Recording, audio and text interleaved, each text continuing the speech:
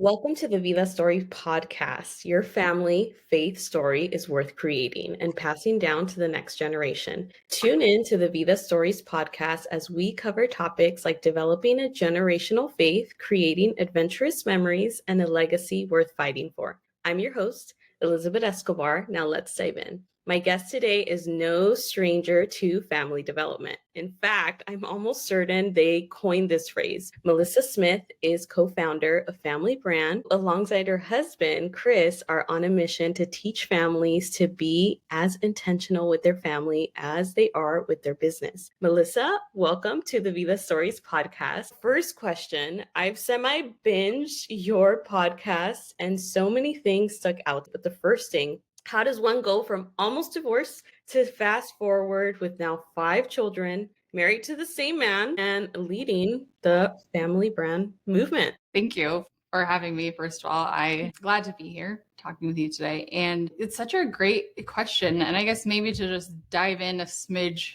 deeper for context is, we were, like you said, my husband and I, we were separated and really considering divorce. We've been married almost 20 years, but at year 4, that is where it was all kind of unraveling. And sometimes people ask me like, well, what did you do?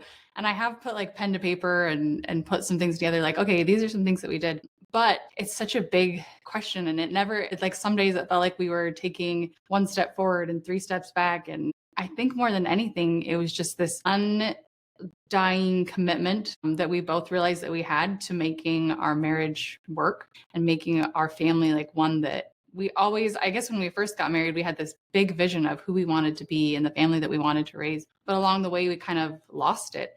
And so I think it was reigniting that vision and realizing like, no, we can create the family that we want and that we desire. Like it's not too late. We're not too far gone, and just having commitment that we were going to do it. Like you said, we had 2 kids at the time, and we have a beautiful marriage now. We have 5 kids. I had this cool God moment where I just really felt like, okay, the experiences that we had and the challenges that we worked through, they were, of course, for our benefit, but they were also for others as well, so that we can share our journey and our experience and be in service to other families who may be going through the similar challenges. Thank you so much for sharing that. I think that's such a powerful testament that to almost shift the mindset of like, well, little old me, like it's not a big deal, or like it doesn't really make a difference. But here you guys are turning those like really sour years, right? I'm sure it wasn't fun, going through those moments and the hurdles, the ups and downs, and navigating all the things with a young family, but today living in the moments of fruit. Because like you said, it was through that commitment, and it was through that endurance of wanting to like, no, we have the eye on the prize in a sense. And now you get to be a blessing towards so many other families. So talk to us a little bit more about this whole movement called Family Brand. Yes. So I guess we never set out to create a movement called Family Brand, but it's funny just how, your life path, like, I don't know, just it leads you where you maybe never expected it. So we decided, yes, we were going to rebuild our family. We called it, and part of that process was taking our family through my husband's framework that he does for businesses, which helps them get the business clear on who they are as a business. Who do they want to serve? What do they want to be known for? And so we took our family through his process and created this kind of family identity or family brand. And my husband, the entrepreneur that he is, he loves talking to people and sharing ideas. And so after we did this, created our own family brand, he just loved talking about it. And so people would become curious, and I would say like, tell us more about that. That sounds really interesting. So long story short, we ended up putting on a workshop. Like someone that he knew was like, let's do a workshop. Like I want to invite my community to a workshop. And so This is like 2019, we did a little family brand workshop. And of course I was very, I guess, hesitant to do it because I think this is the interesting thing about having a family is, that your family is not perfect. Yeah. No family is perfect. And so I guess I just felt almost like an imposter. Like I'm going to come and teach families how to be more intentional and how to create this family brand. Behind the scenes, I know that our family isn't perfect, and then we still have struggles and challenges, which by the way, every family has those. And so it's just been this process of stepping into, again, this calling and realizing like, even though we may not have it all together, we may not have all the answers, I love teaching what we do know, what we have learned, and also empowering other families to do the same. And it might not look the same as what our family has done, but I love providing tools where you can figure it out for your family. Like, who is your family? What do you want to be known for? And I guess that's kind of a nutshell version of like your family, creating a family brand and kind of what that process has looked like. Like you said, if businesses do this and they do this really intentionally, right? I mean, going to conferences and workshops, and I mean, having whole departments that just focus solely on that. Where did we get this idea that families shouldn't be intentional, right? Yeah, that it would just happen by default or just happen organically without any extra effort or thought, I guess. Yeah, by any extra effort, or almost as if it's just going to be like picked up by inertia. Like, I think a lot of times, like, it reminds me of like, when you have a baby, right? They put the baby in your arms and you're just like, oh, wait, I'm sorry. Am I supposed to go home now with this child? There's no manual. Like, what do you mean? Like, the nurse is not coming with me? Like, what are you talking about? Right. And I think like each season in family is that way, right? The other area has been this area of what addiction, how it has touched your family life. And then if you would talk to us a little bit about how you guys are being intentional about rewriting that part of your family story, and maybe even how you guys communicate that with your children. What are the conversations like? How are you guys being intentional about shifting more towards a healthier lifestyle, coming out of that? Yeah. So part of our journey and story includes my husband's family does have a history of addiction. He has two brothers that have passed away due to addiction. So my husband was 15 when the brother just older than him passed away in a drunk driving accident. And he, of course, that impacted my husband deeply. And then fast forward several years, he lost another brother due to the same thing. And so we've really wanted our kids to understand that addiction impacts families, and that I think there tends to be, and maybe not so much the generation raising families today, but in past generations too, if things aren't going well, like let's not talk about it. Like, let's just maybe pretend that this isn't happening, or maybe, and I don't even know if it's like, I don't know how to talk about this, we shouldn't talk about this, or what the thought process was behind it about. Or maybe it's just you wanted to look good to your neighbors. Maybe some of all of it. But we have felt that if we want to really serve our children, they have to know some of these stories. Talking about, like you're saying, things that are passed on from generation to generation. I believe that identity, there's a ton of research actually about kids knowing their family history, how that does shape their identity. What we actually like to say is your past or your family's history, it doesn't like define you, but it does help shape you.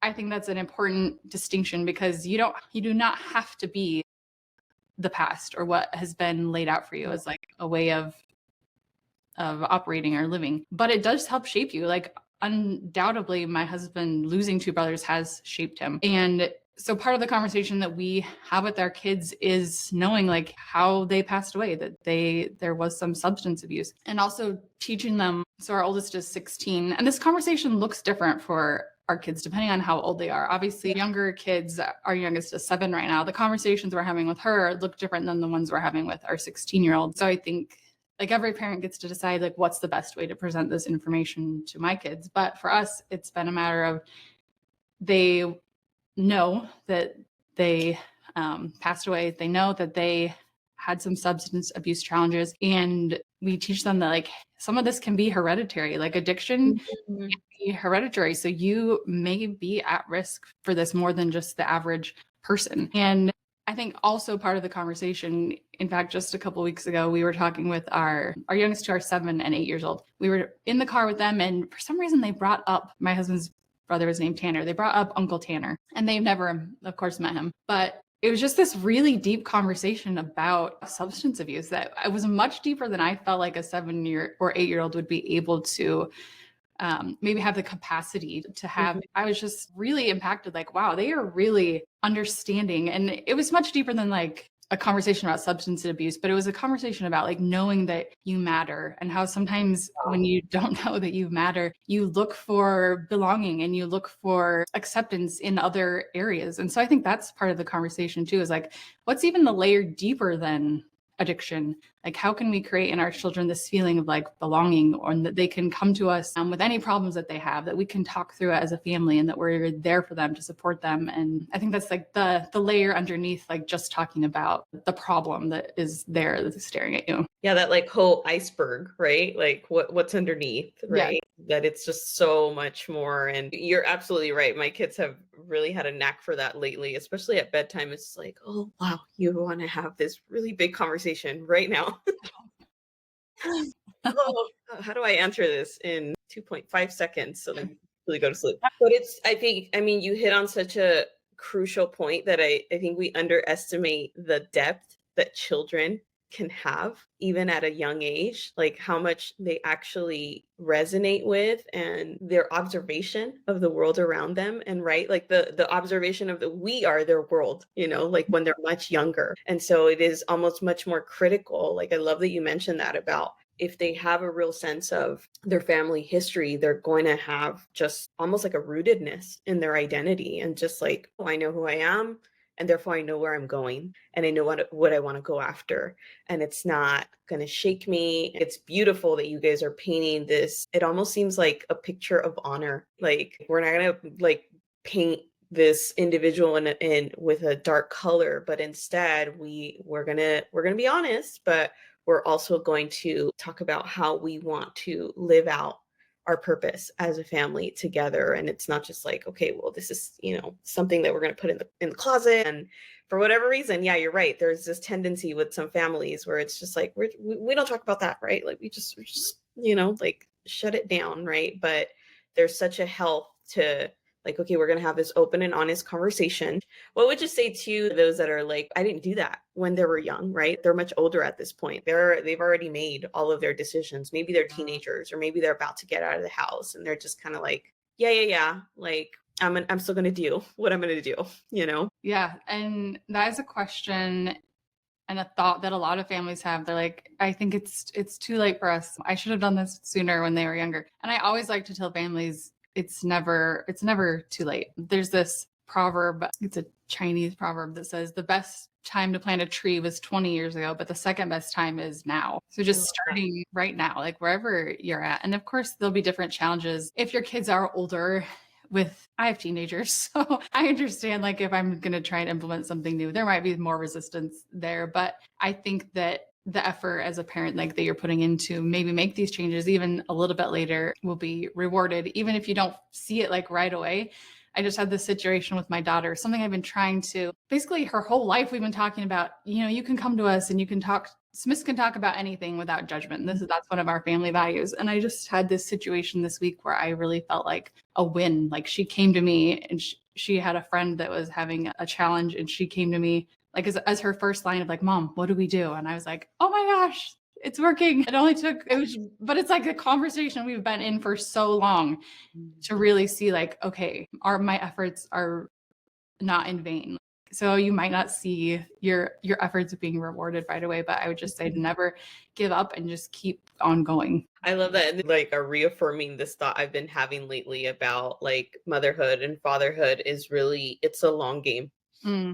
It's not, sometimes you don't even see the short-term wins per se, or even when you do have a short-term win, it's like short-lived, right?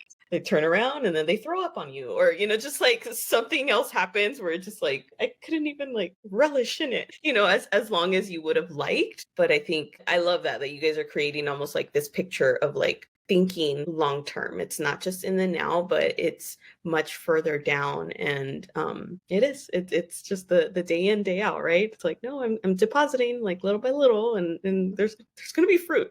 I gotta believe it. Stay believing. One thing that I think is foundational for families, and it relates to this, is can we create a space in our families where every family member feels like they belong? And so, if you're trying to implement something new with your kids, whether that's like, hey, I do want to have more conversations about our family history or whatever it may be, something that you maybe haven't done yet, I do think that The most important thing we can do for our children, especially as they're getting older, is creating a space where they feel like they belong and that you accept them and they don't have to be anything different than who they are to be accepted and loved by you. I think that that space, if we can create that space for our kids, that is probably the most important thing we can strive for. And again, that's another thing where it's like, that's something I strive for, but I'm not perfect. Our family's not perfect. So I know we create little moments where I'm sure my kids don't feel that all the time, but it's like our intention is to create that space in our home. Yeah, I find that there's like this duality that happens in our home where like our kids are the perfect barometer to like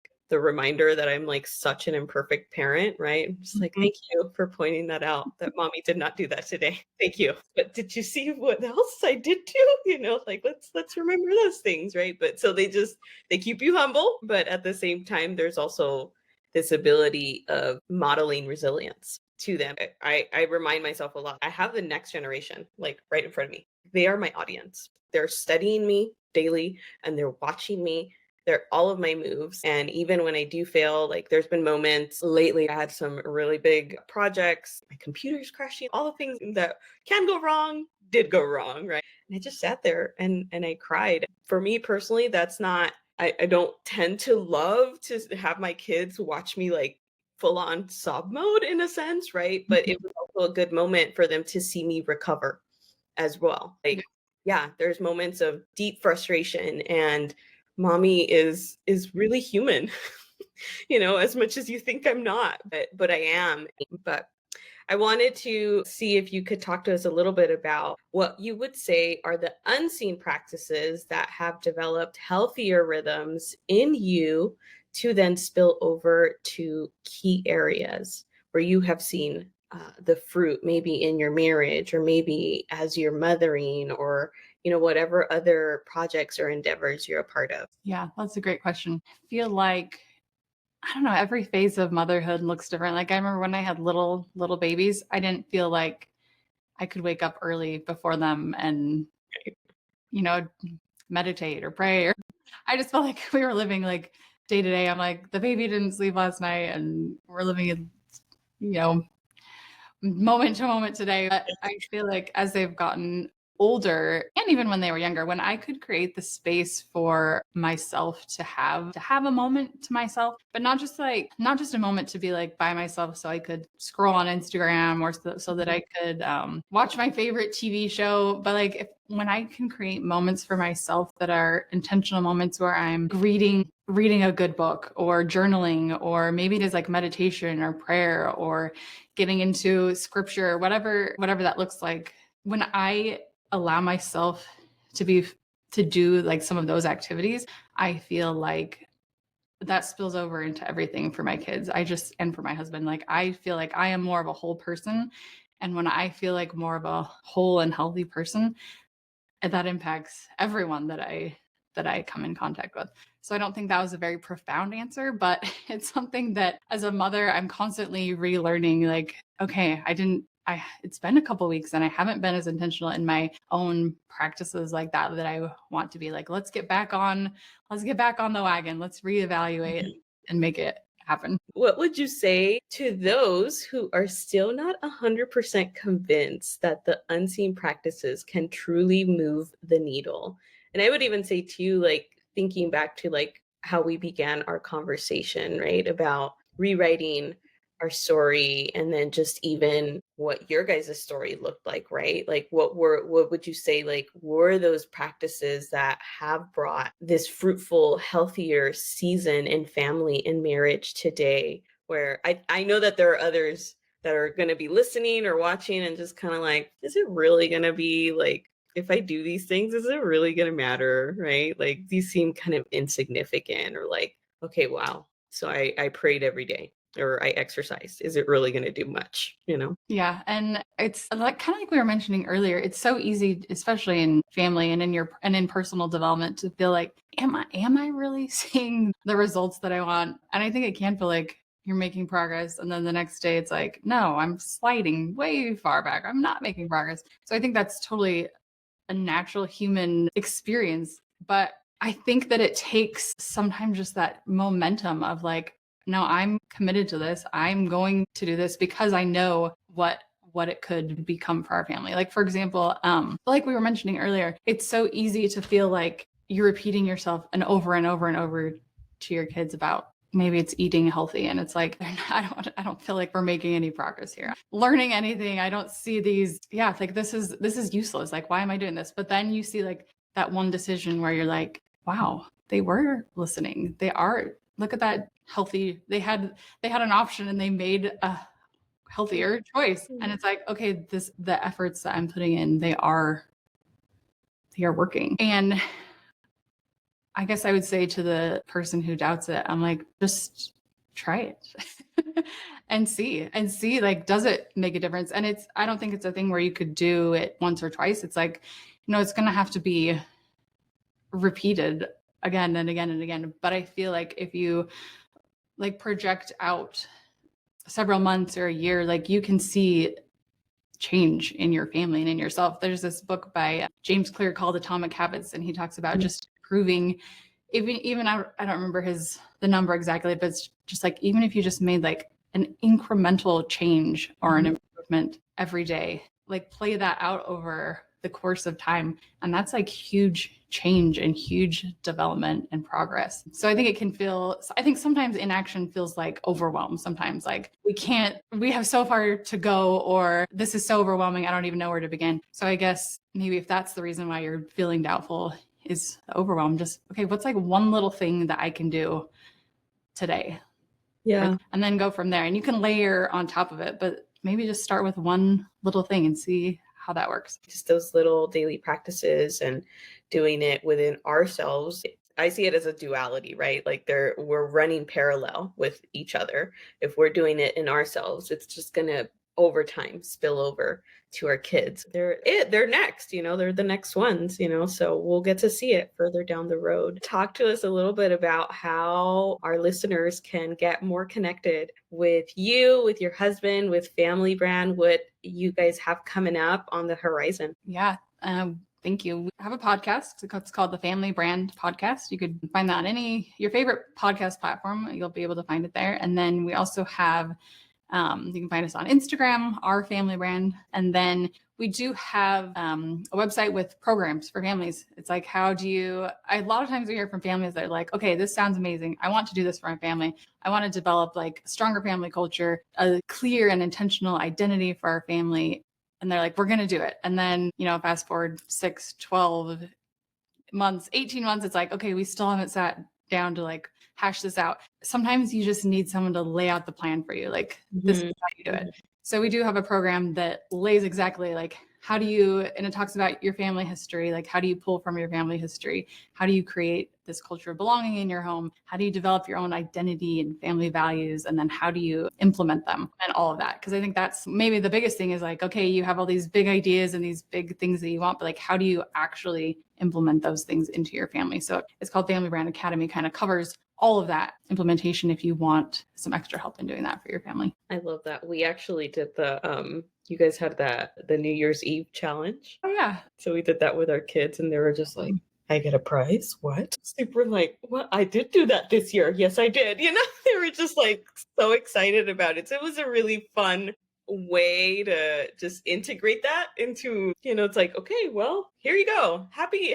New Year's, and it was something simple, but it was like, wow, this became much more meaningful than either staying up crazy late or just like, no, we're not doing really much, so it gave a meaningful moment. So shout out to Family Brand and, just the different, I think, intentional practices and activities that can go hand in hand with just any family's rhythms and styles. Thank you so much, Melissa. And thank you to all of our listeners today. Stay connected for the next episode, and we will see you then.